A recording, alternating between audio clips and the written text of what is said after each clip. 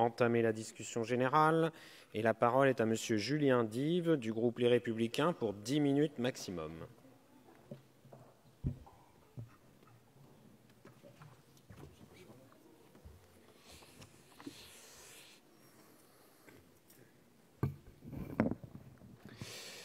Monsieur le Président, Madame la Ministre, Monsieur le rapporteur, mes chers collègues, avant de développer davantage la position du groupe Les Républicains, je veux d'abord à titre personnel saluer le travail du député Jean-Pierre Decool à l'origine de cette proposition de loi. Cette proposition de loi a été élaborée avec beaucoup d'écoute et d'expérience, l'expérience du terrain qu'ont les parlementaires passés par les mandats locaux.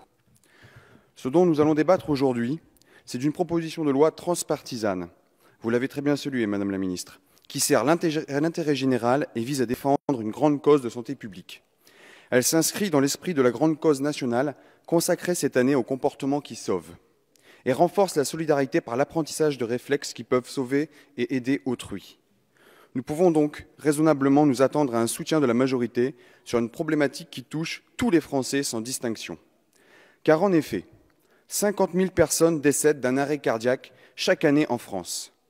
95% des arrêts sont fatals lorsqu'ils ne sont pas rapidement pris en charge par les services de secours, ou à défaut par une personne tierce, comme c'est plus souvent le cas dans l'espace public. Le taux de survie s'élève à seulement 5% avec un massage cardiaque et grimpe à 35% lorsque la victime est défibrillée.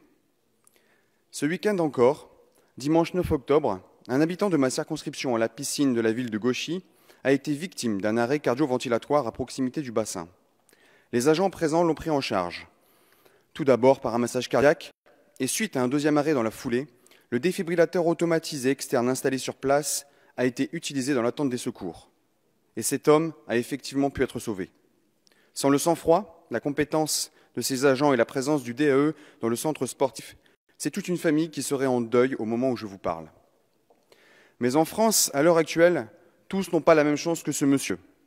Tous les équipements sportifs et de façon plus générale, tous les lieux fréquentés, visités par un grand public ne sont pas équipés de manière égale. Selon l'endroit où parvient ce type d'accident, vous n'auriez donc pas tous les mêmes chances de survie que votre voisin.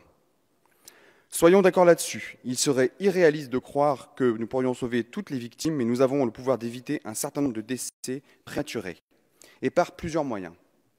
En tant que député, j'ai suivi l'exemple de Jean-Pierre Decool et du sénateur Alex Türk en déposant cette année plusieurs dossiers de financement de défibrillateurs cardiaques dans ma circonscription via la réserve parlementaire.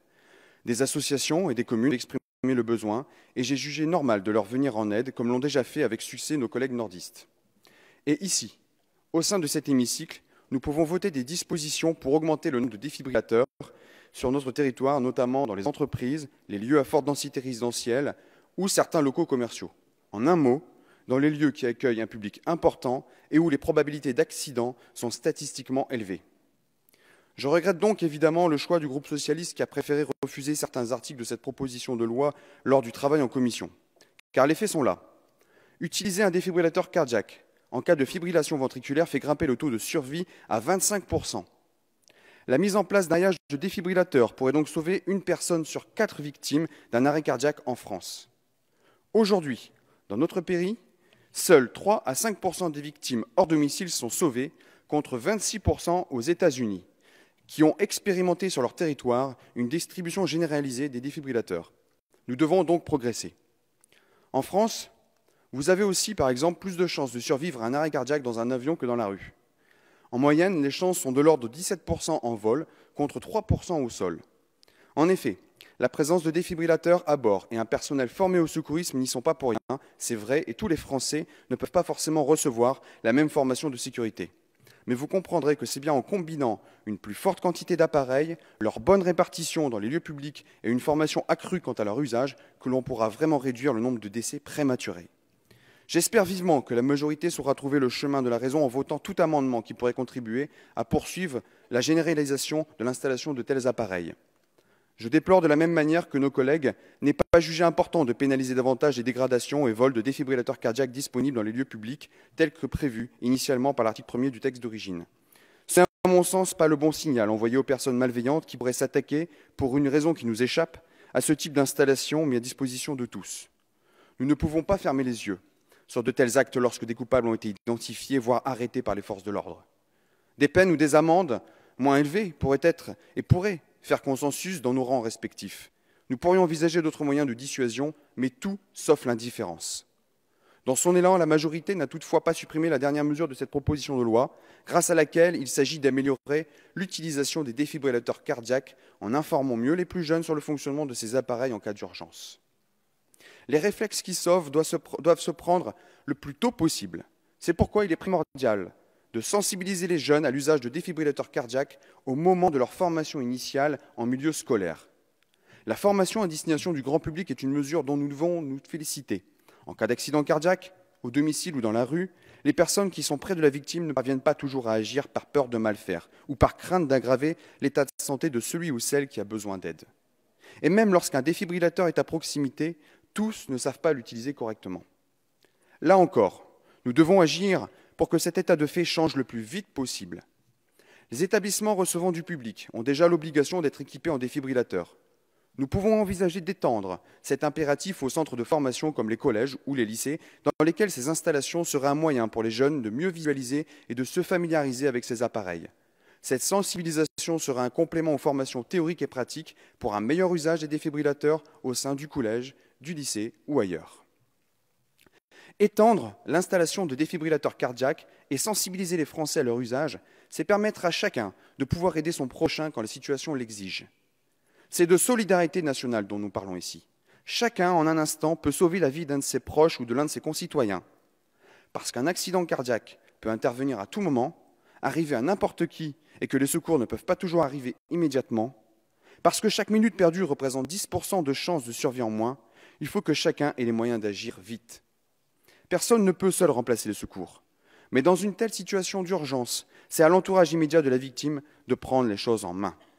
Maintenant, c'est de nous dont dépend la possibilité de cette solidarité. Certains d'entre vous en commission ont exprimé des réserves quant au coût de l'installation, mais aussi pour celui de l'entretien régulier des défibrillateurs. Elles sont tout à fait compréhensibles en période de restrictions budgétaires, de difficultés des financements des associations et de baisse des dotations pour les collectivités territoriales. Mais nous pouvons innover. Imaginez par exemple une application smartphone ou un site internet où chaque citoyen pourrait signaler en temps réel l'état d'un défibrillateur installé à un endroit donné, indiquer s'il a été dégradé, volé ou s'il n'est plus en état de fonctionner du fait de son usure. Ce suivi régulier donnerait un aperçu global du nombre de défibrillateurs disponibles et faciliterait les opérations de maintenance en indiquant l'emplacement exact des appareils à remplacer. Et pour ceux qui ne disposent pas de tels outils, ils pourront demander à un proche ou même à un élu comme le maire de s'occuper du signalement. Ici aussi, la solidarité prime. Chacun serait appelé à se responsabiliser, à penser un peu plus aux autres et à se rendre utile aux besoins. C'est ça, appartenir à une communauté nationale. Le prix de la généralisation des défibrillateurs cardiaques, de leur entretien, celui des formations pour leurs usagers, nous devons le payer. C'est le prix de nombreuses vies sauvées, le prix pour que de nombreuses familles ne soient plus séparées avant l'heure. Cela ne dépend donc que de nous. Le groupe Les Républicains votera donc pour les amendements visant à rétablir l'esprit d'origine de ce texte, les dispositions qu'il prévoyait avant son passage en commission, et c'est pourquoi les députés de notre famille politique voteront pour cette proposition de loi. Je vous en remercie. Merci, Monsieur Dive.